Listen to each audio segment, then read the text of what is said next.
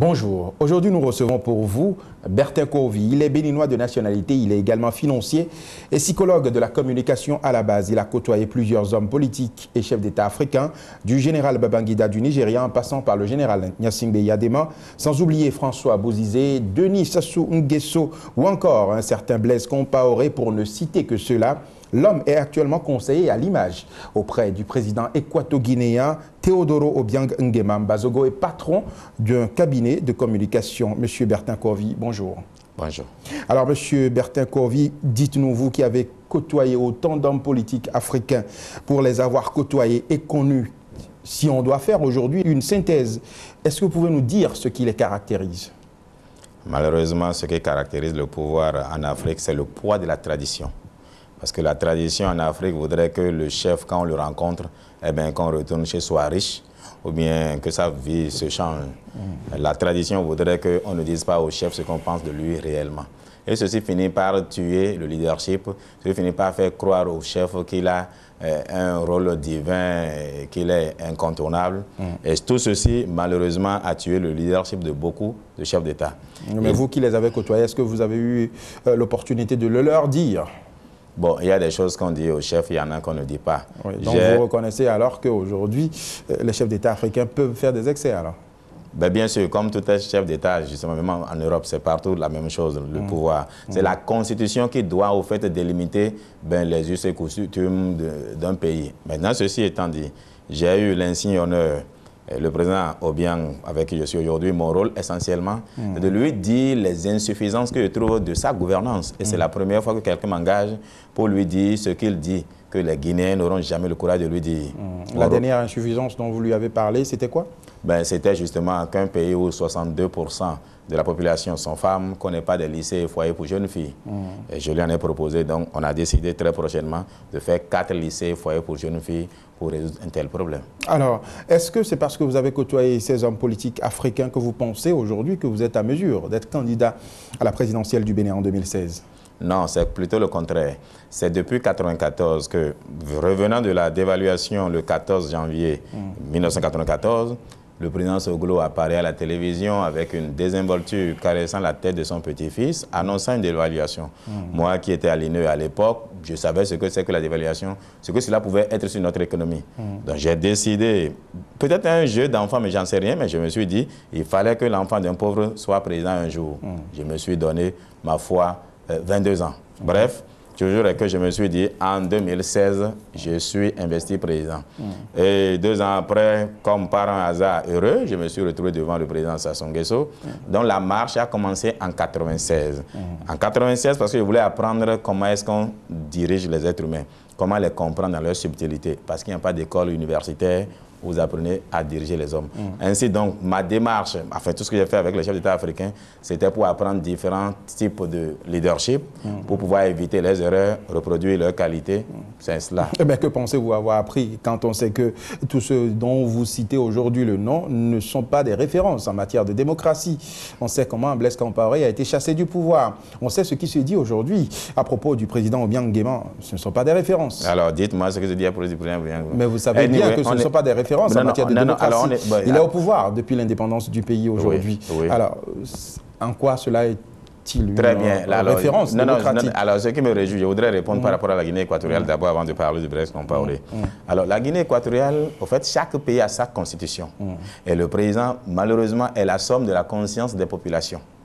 Eh bien, si la Guinée équatoriale veut changer son président, il lui est le loisir de le changer. Oui, mais vous savez comment les constitutions sont taillées en Afrique. Non, laissez-moi finir. Parce qu'il y a une question. Le président Obiang n'est pas là parce qu'il le veut. Et au contraire, ça fait depuis 2009 qu'il veut partir. Mais on ne trouve personne pour le remplacer. Nul n'est... Non, permettez-moi d'expliquer. Parce que si je n'explique pas, c'est tellement sensible. La Guinée équatoriale, au fait, a encore besoin pour longtemps du président Obiang. Ceci dit, il est fatigué, il se sent fatigué, il veut se reposer.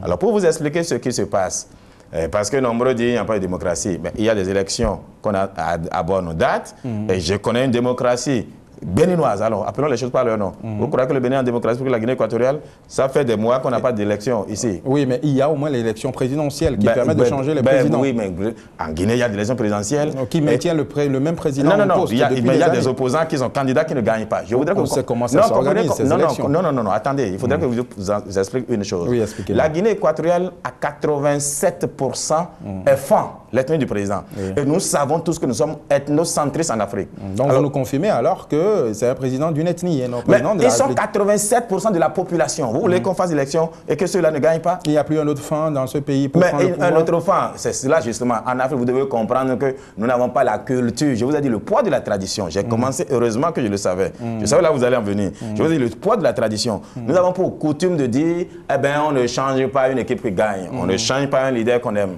Mais les fans ne veulent pas changer leur président, c'est aussi simple que ça. Et c'est cela que vous voulez répliquer au Bénin. Vous voulez être président éternellement au Bénin également? Mais franchement, c'est la constitution béninoise qui m'oppose 2 mandats et je le ferai.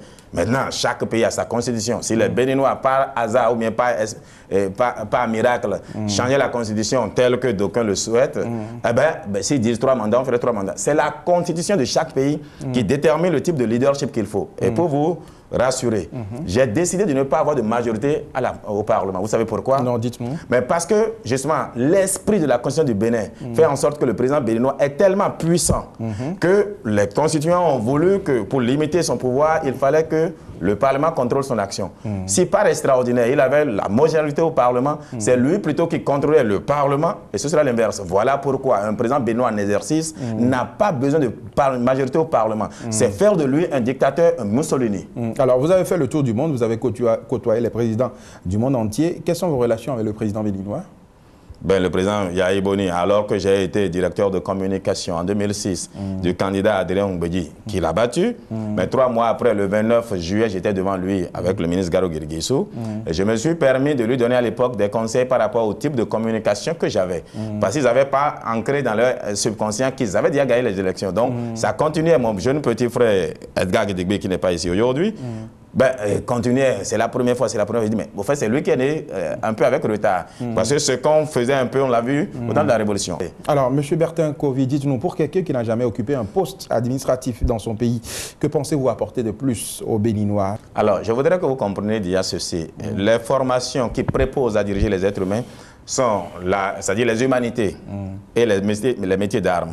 Alors, moi, j'ai fait la psychologie de la communication. Et la psychologie de la communication, à 60%, c'est basé sur les croyances, à 40%, la psychologie générale.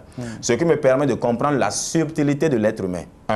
Deuxième chose, je me suis permis d'apprendre nos langues traditionnelles. Et j'en parle au moins 9. Je parle Bariba. Enfin, il n'y a pas de région où j'irai au Bénin sans parler la langue locale. Ceci me permet de connaître la culture et les subtilités de ce peuple. Troisième chose, j'ai une formation aussi de base de financier. Ce qui me permet de pouvoir contrôler, de lire un bilan et de comprendre.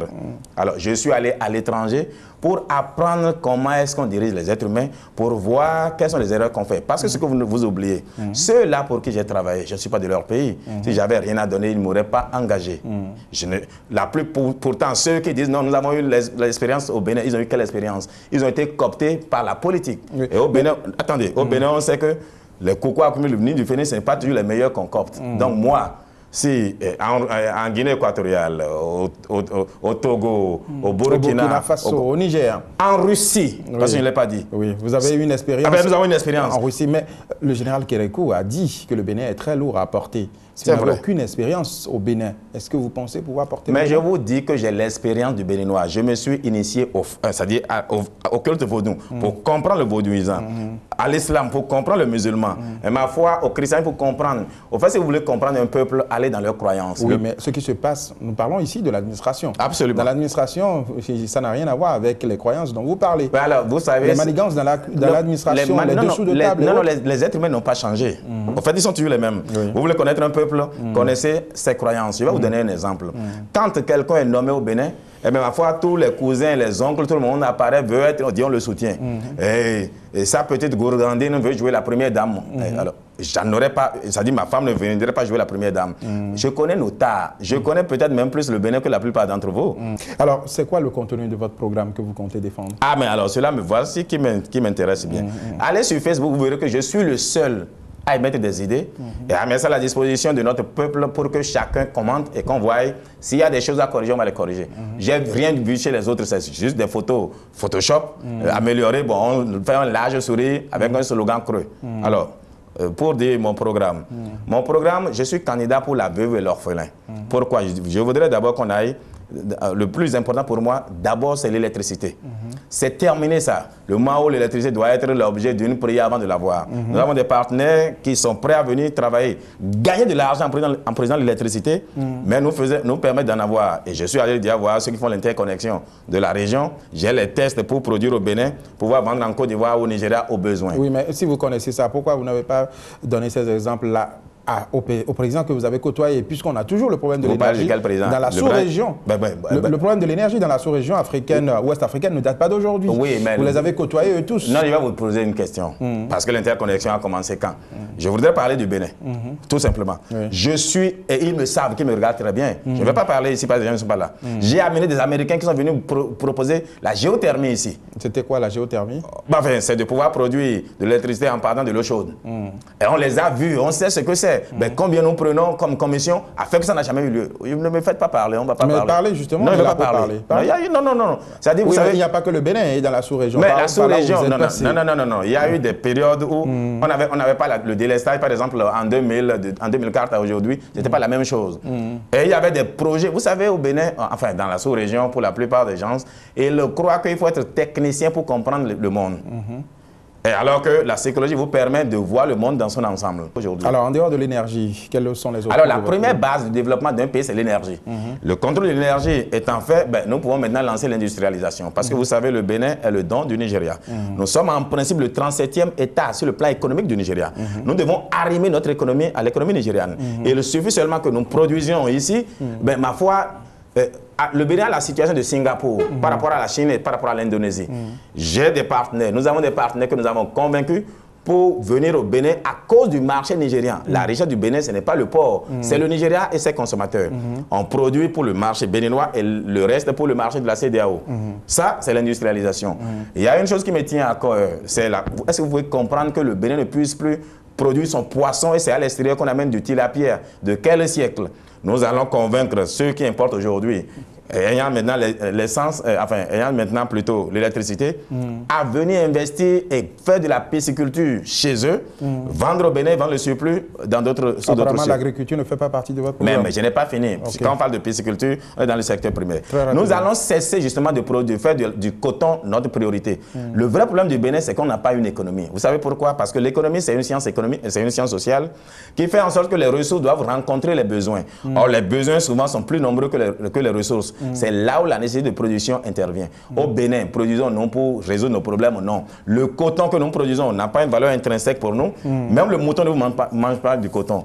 Quand celui pour qui ça a de la valeur refuse de l'acheter, ça n'a plus de valeur pour vous. Monsieur Bertin Kouavi, nous sommes pratiquement à la fin de cet entretien. Quel est votre mot de fin? Je voudrais juste dire aux Béninois qu'il n'y a pas d'école où on apprend à être leader. Il faut voir les autres faire et copier, prendre ce qui est bon chez eux et laisser ce qui est mauvais chez eux. Ceux qui disent non, il n'a servi que des dictateurs, il n'a servi que des dictateurs. Je voudrais qu'on me montre combien de démocrates nous avons. Nous avons des démocrates et on a plusieurs qui sont en exil. J'ai eu un opérateur économique qui s'est permis le luxe de dire non, il a servi au bien. Pourtant, il est à Paris en exil. Alors, les dictateurs, ce n'est pas seulement l'armée qui fait, c'est la Constitution. C'est le peuple qui fait de vous un dictateur ou pas. C'est le peuple qui fait de vous malheureusement ce que vous êtes comme leader. Merci M. Bertin Kouavi. Je rappelle que vous êtes de nationalité béninoise, vous êtes financier et psychologue de la communication à la base. Vous êtes également et actuellement le conseiller à l'image du président Obiang Nguema Mbazogo de la Guinée équatoriale. Merci de nous avoir suivis.